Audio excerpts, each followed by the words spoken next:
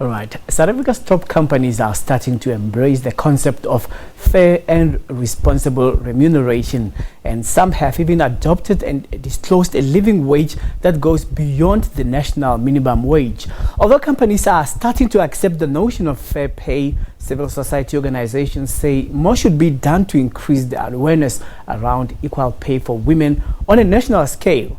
To tell us more, we're joined by Leila Ibrahim, who is Associate Director for People and Organization for PwC. Good afternoon and welcome. Afternoon. Thank you for having me. All right, let's start with an assessment of gauging how companies have progressed in terms of getting equal pay for women. Yes, well, as you know, it's complex. It's not an easy question to answer. And before looking at the gender pay gap, we do need to consider gender representation. Unfortunately, the reality is still, if we look at the JSE Top 100, we're looking at a 3.3% representation of women. That doesn't get much better when you look at CFOs, so that's for CEOs. If you look at CFOs, we're only looking at about 12%, and other executive directors, we're looking at 8%. So we really need to ask the question of where are the women in executive leadership before we can start answering the question of what have we done and have we done enough in terms of equal pay. So when we look at the gender pay gap, the news is not heartening. It doesn't look great.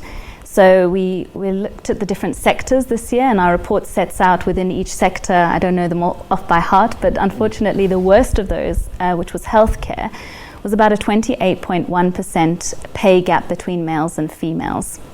So when you look at progression of an ordinary employee, irrespective of gender, yes, we would understand that when there's personnel procurement, a job would be advertised with specific qualifications, skills and experience, as well as job description and a pay package, say a salary bracket of between 0 and 1. Yes.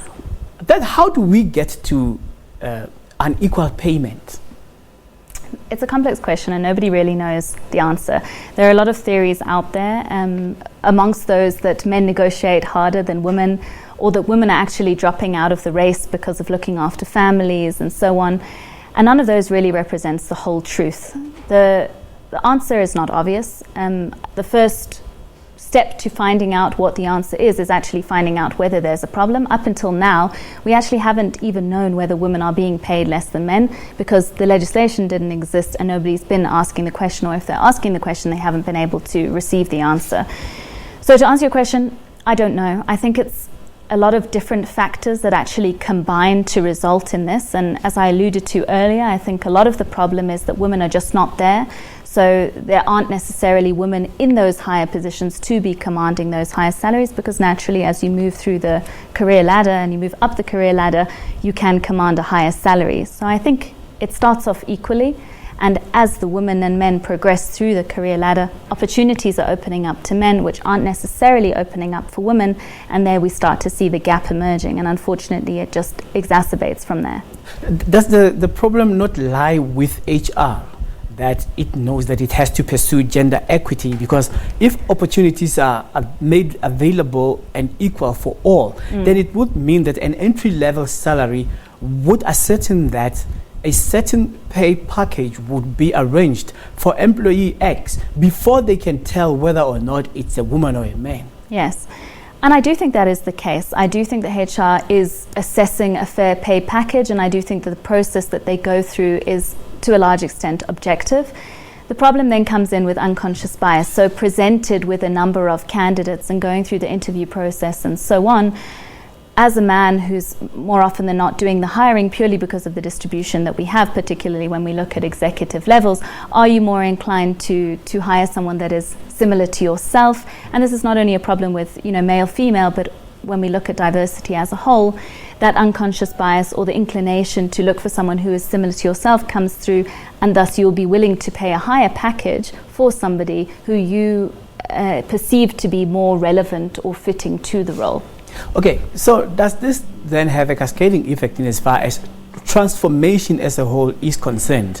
And you would look at transformation in terms of race, where top executives are lily white, and then it gets a few black men to be on top, and therefore put women on a back footing to get to similar executive positions. And when we get to that as well, gender parity, when it comes to more men than women in senior positions, it's still prevalent in the private sector. So then what needs to happen? Because we've got organizations that are professional, that deal with how industry should conduct themselves in terms of how they carry out transformation at all levels. Are they speaking to each other? So I think it's starting to happen, and certainly internationally we're seeing things like in the UK, the mandatory gender pay gap disclosure. You'll see within our report we question as to whether that's actually working, because unfortunately about 50% of the companies disclosed a decrease in the gap, so in other words getting better.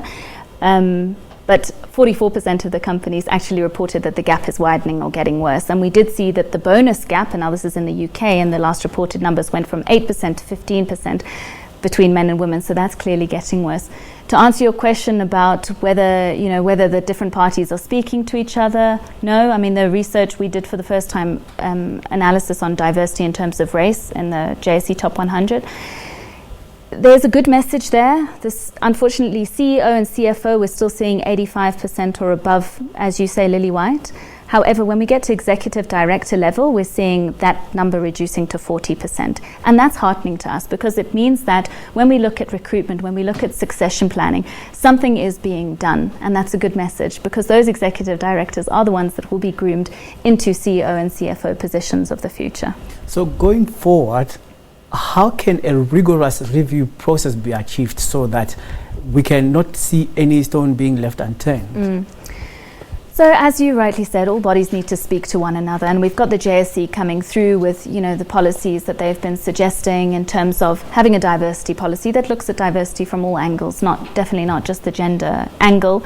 And as we see remuneration reports from a remuneration angle certainly being more transparent and things like the gender pay gap coming out, at least the discussion is being had, and there's no quick fix solution. But our advice is that organizations need to look at this holistically. They need to look at recruitment, succession planning, and all of these components need to speak to one another so that, as you say, no stone is left unturned. Right. We're going to have to leave it there. Thank you very much for speaking to us. Thank you so much for having me. All right. We're speaking to Leila Ibrahim, who is Associate Director for People and Organization for PwC.